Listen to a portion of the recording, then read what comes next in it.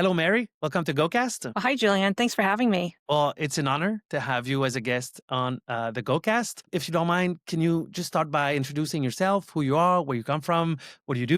Uh, I wear many hats. My name is Mary Carmichael, and actually, I'm a CPA. So, just with the CPA route, like 15 years ago, I started working on digital transformation projects for various public sector organizations. And just when you're looking at changing financial processes, going from manual to automation, going from Excel spreadsheets to ERP systems, that gave me a flavor for technology and specifically cybersecurity. So, when we are deploying these ERP systems, these large scale systems, and making them available online to our customers, we have to think about security. We want to make sure our customers are able to access the systems, but also do in a manner that's secure and also they trust the systems in terms of reliability. So I think that really takes me to my cybersecurity career. So I think in terms of where I am now, I wear many hats. So part of that is I'm the immediate past president of the SACA Vancouver Yep. chapter. Nice. So I concluded my term as president. SACA is an international organization. We have Yep. 200,000 members worldwide,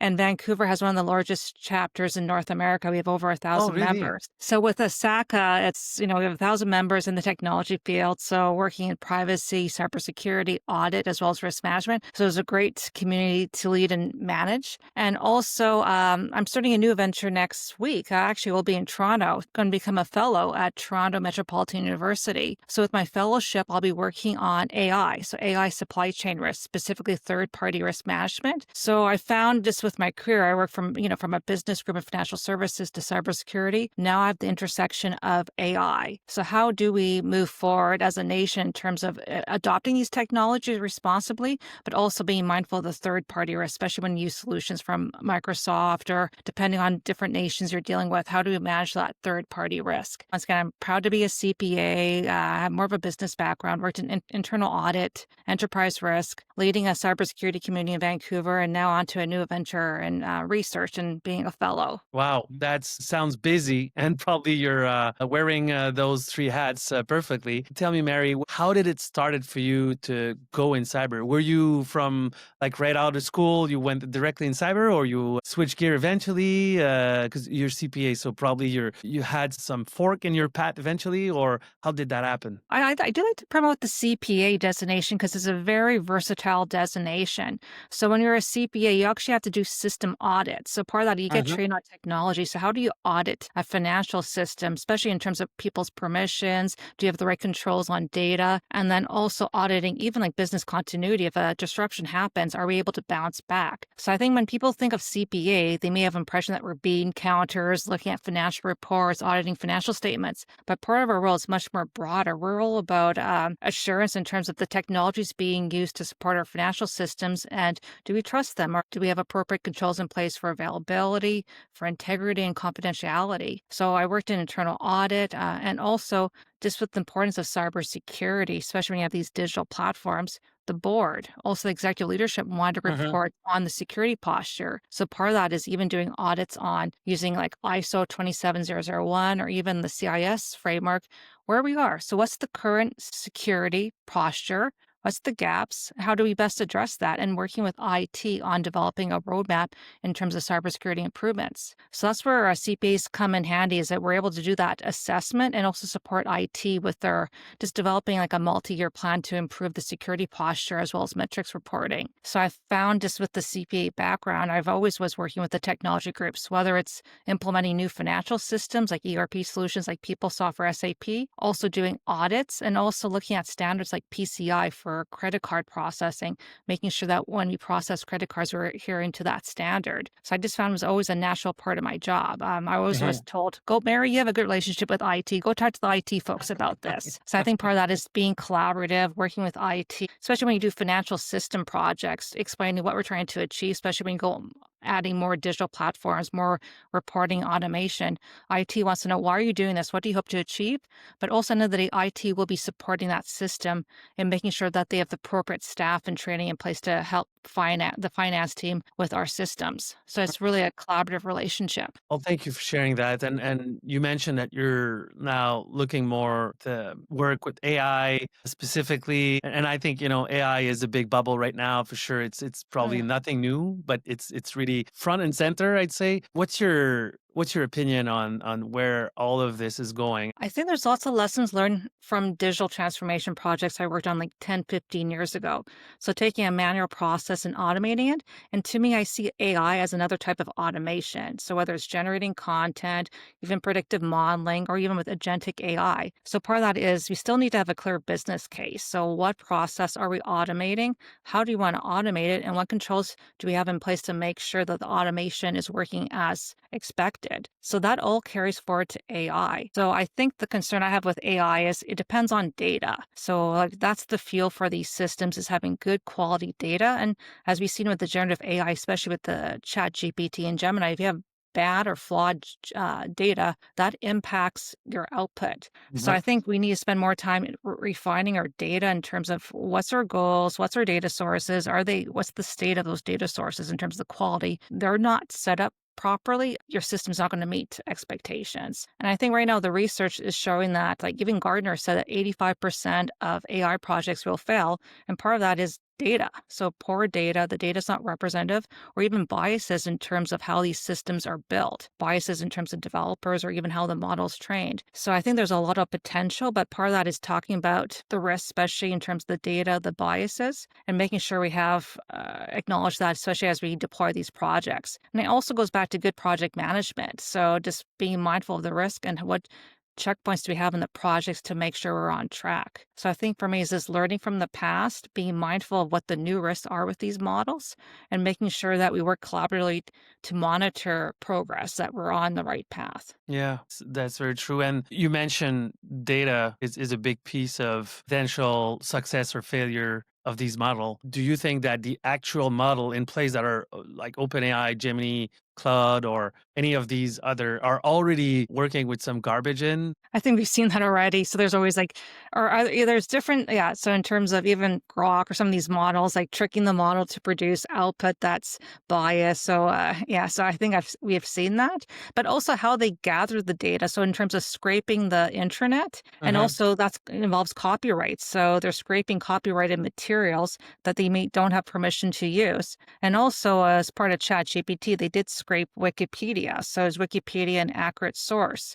So, like, even for me with ChatGPT, it's not the best research tool. Like, I asked it for, tell me about this historical event that happened at this time. All the information was correct except for the dates. So, like, which I kind of thought was a bit odd. So, everything else correct, but wrong dates. And then also the hallucinations. So, we did have a case here in Vancouver where a lawyer used ChatGPT for legal research and it gave fictitious cases. And she used that in her legal brief. So, I think there's plenty of examples where the data is maybe incomplete or how it generates the response is flawed in different ways. Well, it's super interesting. I had a guest in a previous podcast.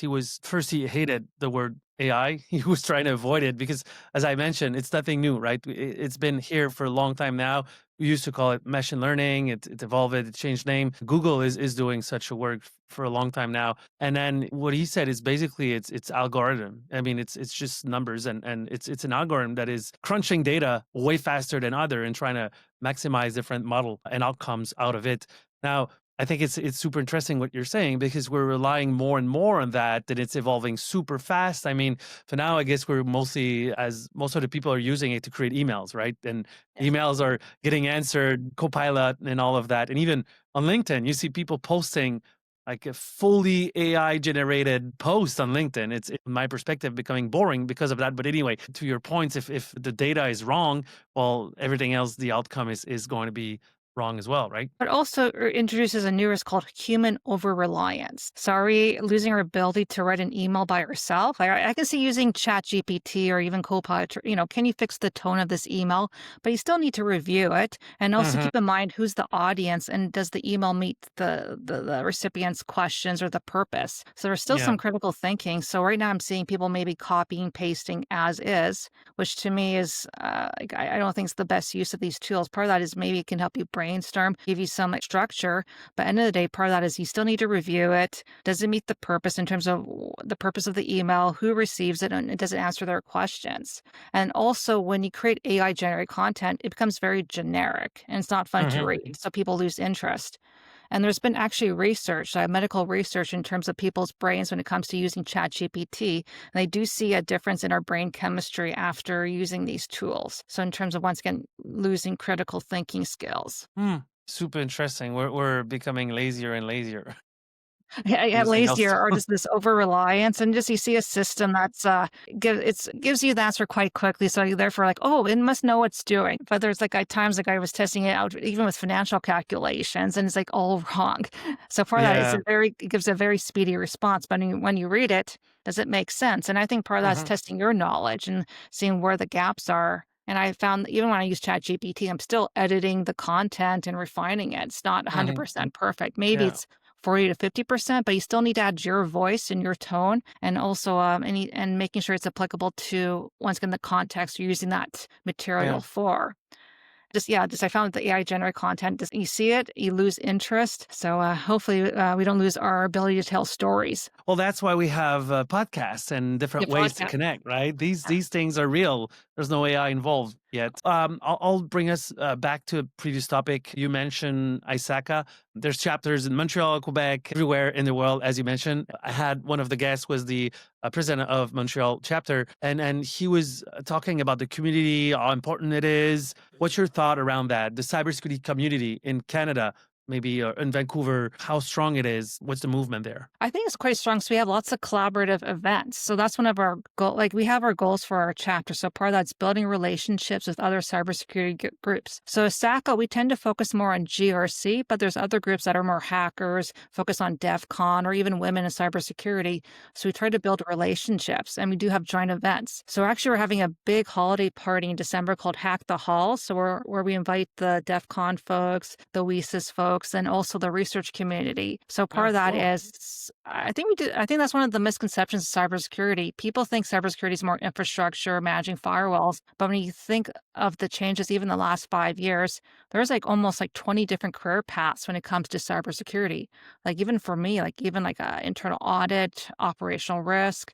You also have your framework, security awareness training, as well as once again the infrastructure, the SOC, the Security Operations Center, and pen testing, among other roles. So it has broadened. So as we expand, in terms of using cloud systems, AI, emerging tech, even quantum, that introduces new professions within cybersecurity. So I think that's great to see this once again how it's evolved, but also how we have these new community groups that support these new disciplines within cybersecurity field. Used to have one role. Like I started 20 years ago, and you had one firewall and one Active Directory, and it was pretty much cybersecurity, right?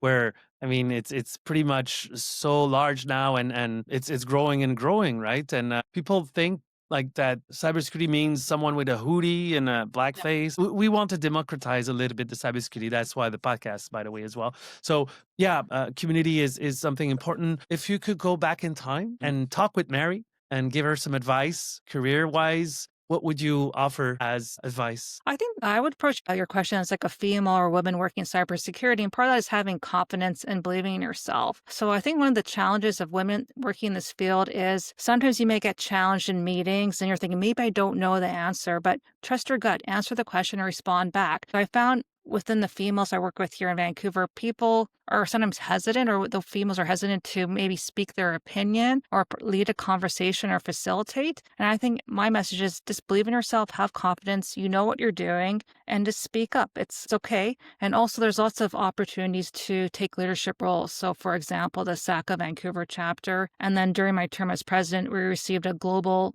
achievement award as among the 228 chapters across the globe. So part of that is there's lots of opportunities to lead and also support ASACA with global initiatives as well, and also speak. So part of that is even submitting speaker proposals for RSA in different conferences, and part of that is being accepted and then being able to network and go out to the States or even go to Europe to meet other cybersecurity communities and also present on your field of excellence. So I think part of that is take risks, believe in yourself, and just go for it. A super strong message. Thank you for sharing. It was a great honor to host you, Mary, and I wish you a great rest of your day. And thank you again. Oh, thank you, Jillian.